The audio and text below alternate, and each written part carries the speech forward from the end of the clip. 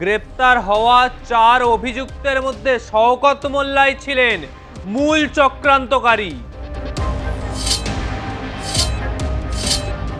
তদন্তকারীদের দাবি, শওকতের নির্দেশেই বোমা বাঁধার কাজ চলত। এই মামলাতেই জুড়ল ইউএপিএ ধারা।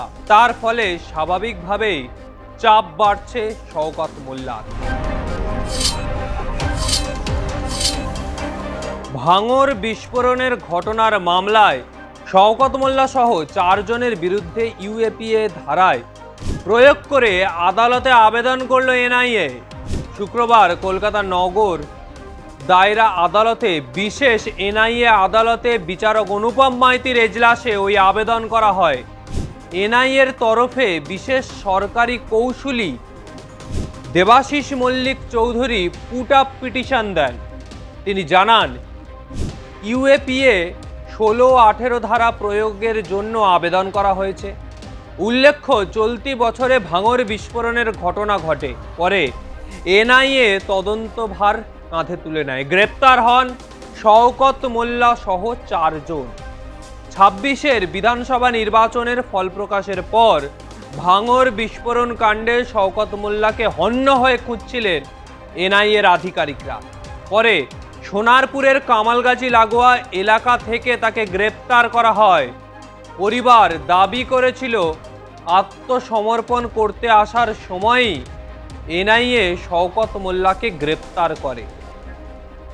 87 দিনের মাথায় আদালতে চার্জশিটও পেশ করে এনআইএ।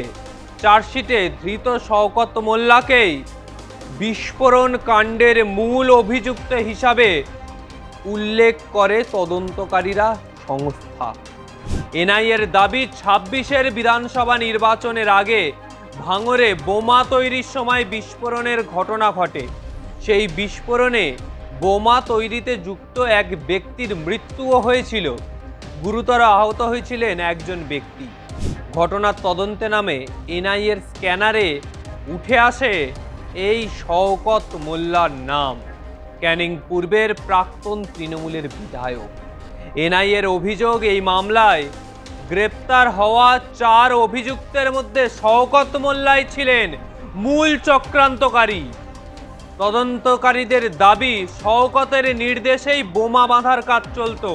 শুধু তাই নয়, ভাঙড়ে বিস্ফোরণের পরবর্তী সময় সামাল দিতে শওকত মোল্লার ফোন থেকে একাধিক নির্দেশ গেছিল ওই এলাকায়। তৃণমূল নেতাকে গ্রেপ্তারের পর তার মোবাইল ফোন থেকে সেই সংক্রান্ত একাধিক বিস্ফোরক তথ্য পাওয়া গিয়েছে। এবার এই মামলাতেই জুড়ল ইউএপিএ ধারা। তার ফলে স্বাভাবিকভাবেই চাপ বাড়ছে শওকত মোল্লার। শওকত মোল্লা দুদিনের রাজনীতিবিদ না, তিনি দক্ষিণ 24 পরগনার বলা যায় একচেটিয়া আধিপত্য কায়েম করে রেখেছিলেন। ভাঙড়ের ওপর তার বরাবরই নজর ছিল। তিনি ক্যানিং পূর্বের বিধায়ক হয়েছিলেন তৃণমূলের টিকিটে 2021-এর নির্বাচনে জিতে। তারপর ক্যানিং পূর্বে বা জীবনতলা বাজার সংলগ্ন অঞ্চলে তার দাপট বজায় রেখেছিলেন শওকত মোল্লা। এরপর ভাঙড়ের অবজারভার, সাতগাছিয়ার অবজারভার, ফলতার অবজারভার, এরকম একাধিক বিধানসভা কেন্দ্রের অবজারভার করেছিল তৃণমূলের অভিষেক ব্যানার্জি এই শওকত মোল্লাকে। শওকত মোল্লাকে অবজারভার করার পরই শওকত মোল্লার দাপট দিনের পর দিন বাড়তে থাকে। ভাঙড়ে একাধিক ঘটনা ঘটেছে।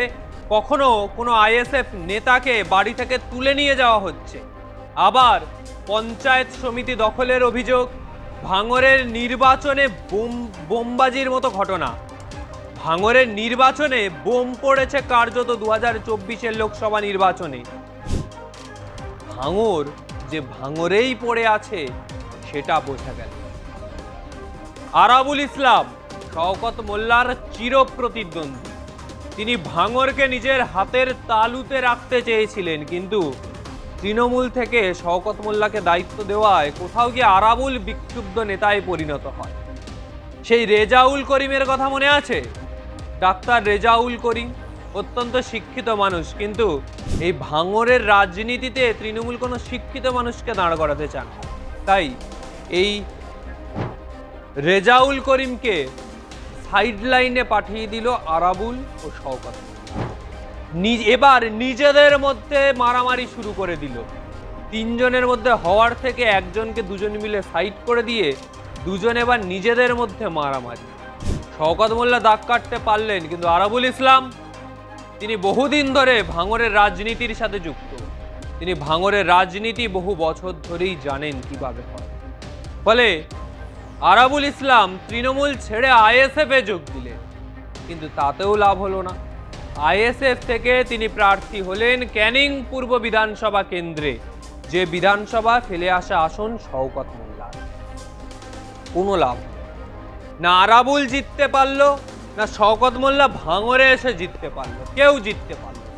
কিন্তু নিজেদের আধিপত্য বজায় রাখতে কোথাও গিয়ে মরিয়া তৃণমূলের এই বেতাজ বাদশারা, যারা মাফিয়াগিরি করেছে দিনের পর দিন, যারা দিনের পর দিন তোলাবাজি করেছে, যারা দিনের পর দিন এলাকায় দুষ্কৃতির তাণ্ডব ছড়িয়েছে, আর সেই সব নেতাদের ভরণ পোষণ করে এসছে দিনের পর দিন এই অভিষেক ব্যানার্জিরা। আর সেই কারণে আজকে মূলত তৃণমূলের ভরাডুবি। আজকের মতো বিদায় নিচ্ছি। ভিডিওটা ভালো লাগলে অবশ্যই লাইক কমেন্ট করুন, চ্যানেলটি সাবস্ক্রাইব করুন, আপনার মতামত জানান। ভিডিওটা কেমন লাগলো অবশ্যই কমেন্ট বক্সে জানান।